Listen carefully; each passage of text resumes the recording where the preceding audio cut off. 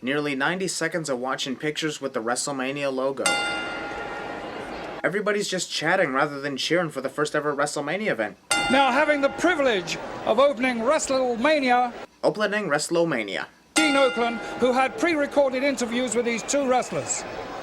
Since this is pre-recorded interviews, I might as well say previously on WWF. Executioner, I respect every opponent I go up against. Tito Santana talking to the Executioner via the camera, even though Executioner is right beside Mean Gene on the other side. Okay, we get it. This is WrestleMania, and we're live from Madison Square Garden. That's literally the second time we've seen that pop up. Drop kick by Santana! The Executioner decided to jump out of the ring from that drop kick. We already know who's talking. They announced themselves at the start of the show. No way, Tito's got him cinched in there, and the Executioner. The referee rings the bell even though the Executioner never tapped out. Tito Santana! Santana victorious, let's go back a few seconds. If you go back a few seconds, you'll hear the name Santana announced again. That was not a couple of seconds ago. I'm gonna get down with the biggest thing in town, King Kong Bundy. Biggest thing in town is King Kong Bundy? What about Andre the Giant? Oh God! And a giant smash. It's over! It's over just like... I never liked squash matches at WrestleMania. Remember that for the future sins of WrestleMania. Time of the fall, 9 seconds. 9 seconds? This match was at least 24 seconds. I was counting. From the moment the first bell rang to the moment the end bell rang, Bundy gave Jones a bear hug, an avalanche, and a splash. And that all lasted 24 seconds. How do you get 9 seconds out of 24 seconds? But I am there to beat you up. Once again, I don't understand why the wrestlers are talking to their opponents via the camera when they are literally 10 feet away from each other. I'm gonna start right with you, right in that squared circle. I'll meet you there. Stand by, Ricky Steamboat. Mean Gene Okerlund is a dick, cutting off Ricky Steamboat. Okay, we get it. We're at WrestleMania. Did people need constant reminders in 1985? The way Matt lands on the canvas from that right hand. I don't think Matt was even close to Ricky's eyes to deliver an eye rake. Let's go back into the locker room area once more to our Lordship Alfred Hayes. But Alfred's not even in the locker room. Senior, stick his nose in where it's not wanted. So you come on. Man, Gene has a habit of cutting people off. 4th time. Apparently David Sammartino is actually Bruno Sammartino. The noses are the same, even the hairstyles are the same. No, I don't see the same hairstyle on these two. David and Brutus don't lock up until 2.5 minutes after ring introductions. Mini Bruno Cam, luscious Johnny Cam. Top, hip, no, reversed. David pretty much delivered that hip toss to himself. Again, we don't need to be reminded on who's calling the match. We're being entertained already. Stop trying to distract us.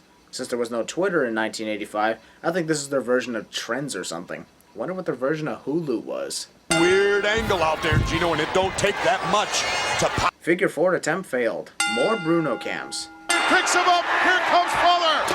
Body. The referee somehow didn't see that. Battle of the managers. Referee has disqualified both teams. Both teams? This wasn't a tag match. 5th time. In a record 9 seconds, which I'm sure will stay in the record book for many, many years to come. Until 2016, that is. We're seriously going to keep doing this? Going after the JY Dog's legs. Boy, he's doing. Junkyard Dog tapped out. Villain's manager distracts referee to allow villain to take advantage cliche. Scoop the legs down in front. Oh, look at that! He's got the legs with it. Using the ropes for a leverage on victory. I know where we are. This test that they have. You know what? I just don't care anymore. I ain't sending this again because it's just annoying the hell out of me. And a beautiful drop kick. The Sheik was not hit by the drop kick. He just fell over. The Sheik tagged in Nikolai, but the referee never saw the tag happen. So it's an illegal tag. Why isn't Nikolai being put back into the corner? Get up, Taker! Did he just say get up, Taker? Is that moment the foreshadowing of The Undertaker's debut 5 years later? I don't think Nikolai even connected with that knee. The Sheik got the drop kick, but then decided to jump out of the ring and hang out there for a while. Andre with a big headbutt. Andre obviously missed that headbutt. The referee just allows Andre the strangled John. Bobby Cam. Once again, we already know who's commentating. He's throwing the money out. Uh-oh, look at that. Theft. Unbelievable. One happy jump. So much talking going on, I have no idea what to listen to. Lucky bastard. For special occasion for tonight because he's so proud of me and my champion, Leilani Kai. Well, don't tell Jesse Ventura about it. Too late. Jesse already heard from watching this. About 90 more seconds of no action after ring introductions. Up with a hammerlock, really applying the pressure. I don't get it. Was this considered not a submission back in 1985? It's times like this where I wish I was watching wrestling back in the 80s so I could have a better understanding of what professional wrestling was like back in the day. Cindy Cam. Rachel time. Haha, you fell. And why? Ladies champion, the Wendy Richter. Haha, you failed. You are the best fans in the world. Thank you. Oh, I see it now. The bell constantly rings to tell people to shut the hell up. There he is. I give praise to Roddy Piper on being the first superstar to have a customized entrance at WrestleMania.